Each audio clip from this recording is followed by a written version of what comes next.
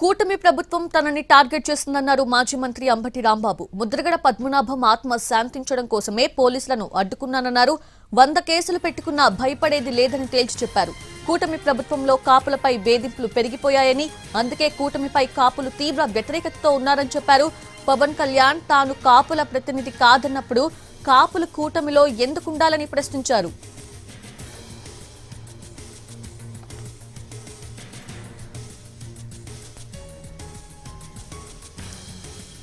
YCP కాపు నేతల సమావేశాలు రాష్ట్రంలో అన్ని ప్రాంతాల్లో నిర్వహించాలని నిర్ణయించామని తెలిపారు. త్వరలోనే మరో సమావేశం ఎక్కడ పెట్టాలో చెబుతామంటున్న అంబటితో మా ప్రతినిధి రామారావు ఫేస్ టు ఫేస్. ఇప్పుడు చూద్దాం. పై మరో కేసు నమోదైంది. ఇప్పటికే చాలా కేసులు, పోలీస్ కేసులు నమోదైనటువంటి పరిస్థితి ఉంది. నిన్న చూసినట్లయితే మాజీ మంత్రి ముద్రగడ పద్మనాభం అంత్యక్రియలు జరపాలని ప్రభుత్వం నిర్ణయించింది. అదే సమయంలో పోలీసులు గార్డ్ ఆఫ్ ఆనర్ ఇస్తున్న సమయంలోనే మాజీ మంత్రి అంబటి రాంబాబు పోలీసులను అడ్డుకోవడం జరిగింది. దీంతో రాంబాబు మీద పోలీసులు కేసు నమోదు చేశారు. ప్రస్తుతం మనతో పాటు రాంబాబు ఉన్నారు. సార్ చెప్పండి సార్, మీ మీద వరుస కేసులు నమోదవుతున్నాయి. నిన్న కూడా గార్డ్ ఆఫ్ ఆనర్ ఇచ్చే సమయంలో పోలీసులను తోసేసిన ఘటన మీద కేసు నమోదు చేశారు. ఎలా చూస్తారు ఇలాగా?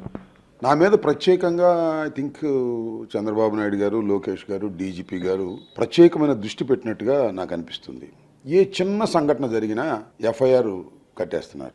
అమరావతి వెళ్ళే సందర్భంలో కూడా నేను పోలీసులతో ఘర్షణ పడ్డానని ఒక కేసు రిజిస్టర్ చేశారు.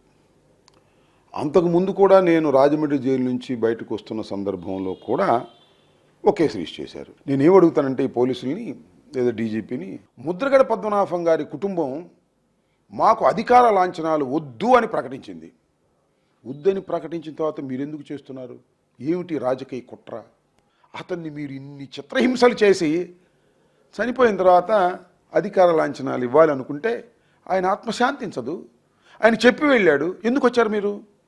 తప్పు కదా ఇది. వద్దని చెప్పిందా తెలియక వచ్చారా? పని నేను పవన్ కళ్యాణ్ గారిని అడుగుతున్నా, చంద్రబాబు నాయుడు గారిని అడుగుతున్నా.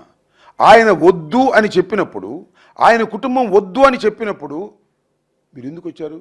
అంటే రాజకీయ కుట్ర, ఏదో గొప్పతనాన్ని సాధించాలనే తాపత్రయం. ఇక్కడ కూడా రాజకీయాన్ని ఉపయోగిస్తుంది మీరు. ఎస్, దాన్ని అడ్డుకున్నాం. ఆయన ఆత్మ శాంతించటం కోసం అడ్డుకున్నాం. ఇది తప్ప నేను అనుకోవటంలా. నా మీద 100 కేసులు పెట్టినా ఆయన ఆత్మ శాంతించాలి, ఆ యోధుడు ఆత్మ శాంతించాలని కోరుకునేటటువంటి వ్యక్తి నేను. ఇటీవల జరుగుతున్నటువంటి పరిణామాలు చూస్తున్నట్లయితే విజయవాడ సాయి కృష్ణ ఇష్యూ కూడా మీరే వెలుగులోకి తీసుకొచ్చారు. సో ఓవరాల్గా చూస్తుంటే కాపుల్ని, అంటే వైసీపీకి దూరమైనటువంటి కాపుల్ని దగ్గర చేయడానికి ప్రయత్నాలు జరుగుతున్నాయని అనుకోవచ్చా? వైసీపీకి దూరమైన కాపుల్ని దగ్గర చేయాలంటే మేము అనుకుంటే ఇద్దా? తెలుగుదేశమే దగ్గరికి చేస్తుంది, కూటమే దగ్గరికి చేస్తుంది. మీరు చూడండి ఎక్కడైనా. ఇప్పుడు నా మీద ఇన్ని కేసులు పెట్టాల్సిన అవసరం ఏంటి ఈ రాష్ట్రంలో? నాకు పోలీసుల మీద, అధికారుల మీద ఏ విధమైనటువంటి దురభిప్రాయం లేదు. అంటే మీరెవరు? ఆఫ్టర్ ఆల్ తడికా. మీరు వాళ్ళు ప్రయోగిస్తే మీరు మా మీదకి వస్తున్నారు. ఎందుకు రావాలంటున్నా? ఎందుకు రావాలి? కూటమి ప్రభుత్వం వచ్చిన తర్వాత పవన్ కళ్యాణ్ గారు ఈజ్ ఎ రిప్రజెంటేటివ్ ఆఫ్ కాపు అని నమ్మారు కాపులు. సరే, ఆయన నేను కాపులు ఏం సంబంధం లేదు అంటున్నా కూడా నమ్మారు. నమ్మి కాపులకి ఏదో పూర్వం జరగనంత గొప్పగా జరుగుతుందని భావించారు. కూటమి పట్ల కాపులు చాలా వ్యతిరేకంగా తయారయ్యారు. కారణం వాళ్ళ స్వయంకృతాపరాధం, మరొకటి కాదు. పవన్ కళ్యాణ్ గారు మావాడు ముఖ్యమంత్రి కావాలి అని కాపులు అనుకుంటుంటే, నేను కాపుకు సంబంధం లేదు, నేను ముఖ్యమంత్రిని కాదు అన్న తర్వాత ఎందుకుంటారు కాపులు? ఎందుకు ఉండాలి అంటున్నా. ఏదో ప్రయోజనాలు ఉన్న వాళ్ళు 4-5 కాపులు ఉంటారు, కానీ సామాన్య కాపు జనం ఎందుకు ఉండాలి ఆయన పక్కన?